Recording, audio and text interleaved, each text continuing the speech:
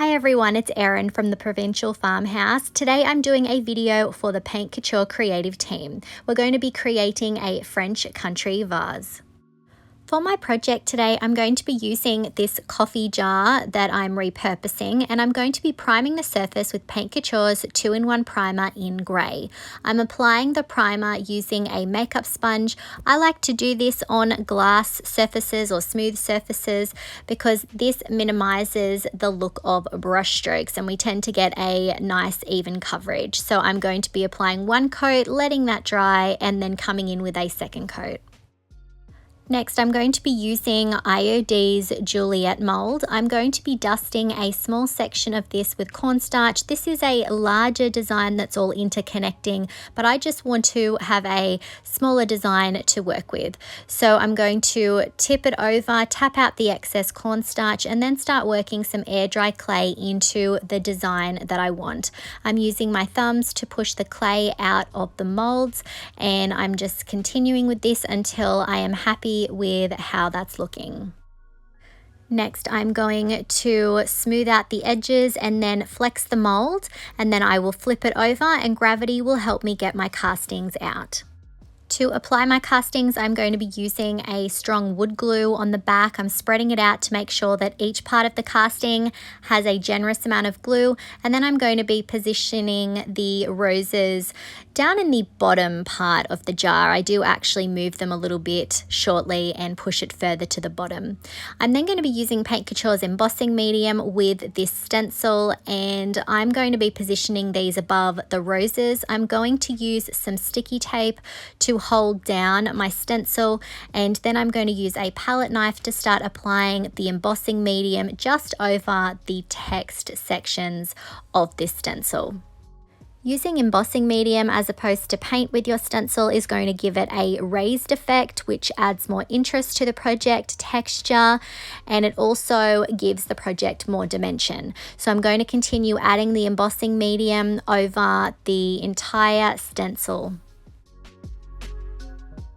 If I inspire you to try any of these Paint Couture products, I would really appreciate it if you would use my affiliate link. I will put it in the description and on the screen. I just get a little thank you from Paint Couture in return.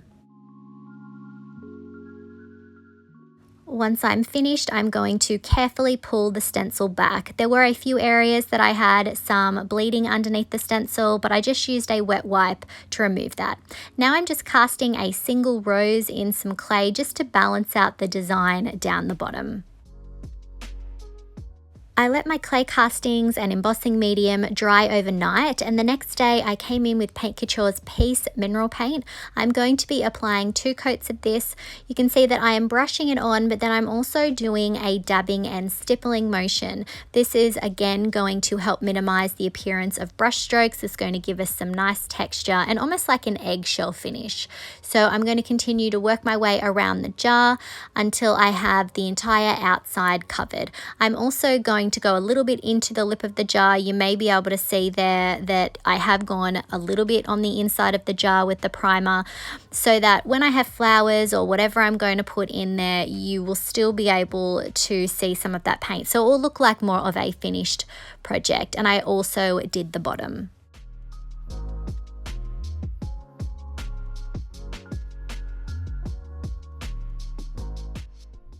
Once my mineral paint was completely dry, I then took out Paint Couture's Crackle Step 1. I'm going to be applying this step to the entire outside of the piece except for on top of the roses. We're not going to be adding it there. And I'm actually laying it down quite heavy because I do want to achieve larger cracks. When you apply Crackle Step 1 and 2 in a heavier fashion, you do tend to get bigger cracks, whereas if you apply it thin, you're going to get smaller cracks. And for this project, I want to have the larger cracks that are a bit more in keeping with what you see on pottery. Once I finished applying the Crackle, I let it dry for about half an hour. It then felt sticky and tacky to the touch. So then it was time to come in with Crackle Step 2, and again I am applying it over the top of the entire outside of the piece, and I am going in quite heavy with this product.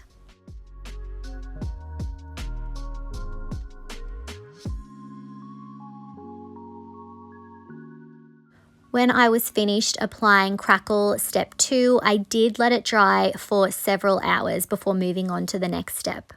I'm then going to take out Paint Couture's French Rose Mineral Paint, and I'm going to start applying it to the rose castings, and I'm applying it in a dabbing and stippling motion. I did one coat, but then I did come in a second time and touched up a few areas. Now this has a built-in top coat, which is very handy, and it is also such a lovely baby pink. It really is perfect for using it with florals.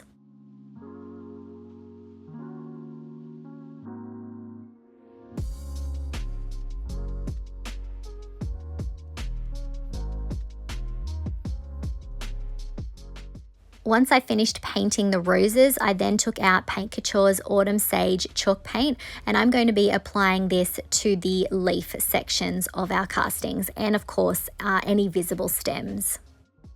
I'm only going to be applying one coat of the Autumn Sage, and ultimately it doesn't matter if we do have some of that Peace Mineral Paint underneath showing, because we are going for a vintage worn look.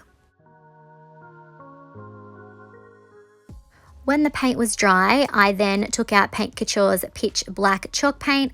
I'm going to position the stencil that we used earlier over the top of the section that we did the raise stencil on. I'm trying to match it up the best I can, and now I'm coming in with a stencil brush and I'm doing a dabbing and swirling motion over the top so that we can see the lettering a little bit better. It was a little bit tricky to film this shot, but you do see a little bit later on a bit of a better angle.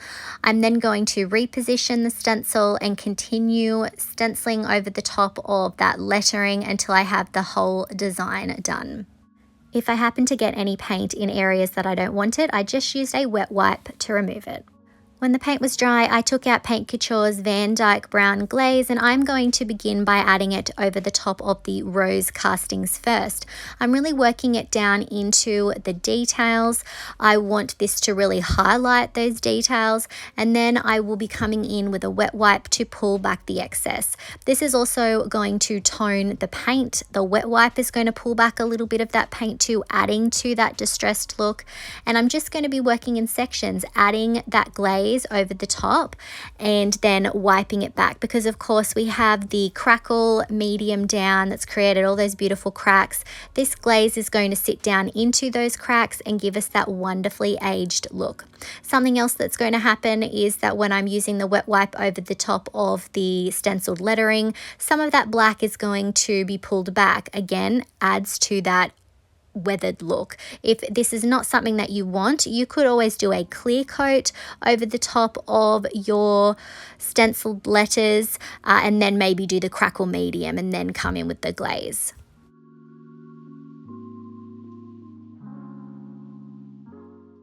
Once that glaze was completely dry, I then took out Paint Couture's Bronze Lux Metallic, and I'm just going to be going around the top rim of the jar there just to add a little bit of shine, just to bring in another color as well.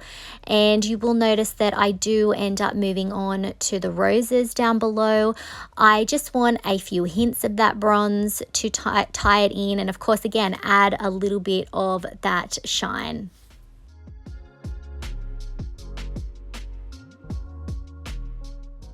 At this point, I still wanted to add another layer of weathering. So I took out Paint Couture's Buttercream chalk paint. I've put a little bit out in a plastic container, and now I'm watering it down to create a paint wash. I'm then going to start applying that paint wash over the top of my entire project. Don't panic.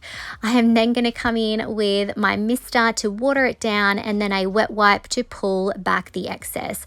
This is going to sit down in the cracks, so we're going to have some cracks that have that Van Dyke brown glaze. We're going to have some that have the white wash look. It's also going to change the way that our roses look. We're still going to have some of that aged look from the glaze, but it's going to be a bit more subtle. And also this sort of reminds me a little bit of liming or some of the weathering that you see on terracotta pots when they've been sitting outside. So this definitely adds to that weathered and worn look that I'm trying to achieve. I really like the extra layer of age that this has added, but if this was a bit too much and you preferred it before that, obviously this is a step you could leave out.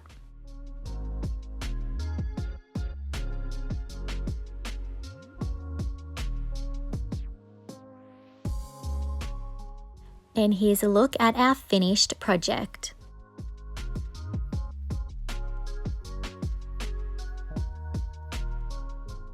I'm really pleased with how this turned out, and I think it has a multitude of uses. I think that you could put some lovely florals in it.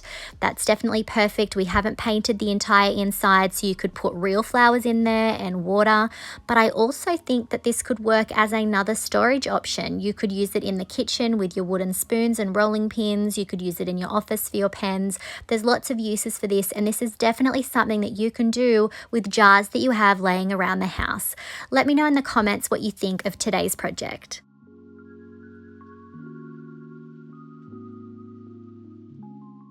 If you enjoyed today's video, I would really appreciate it if you would hit that like button, comment, and share it out. And if you haven't already, make sure you subscribe to the Paint Couture YouTube channel so that you don't miss out on any videos from the Paint Couture creative team. Thanks for watching.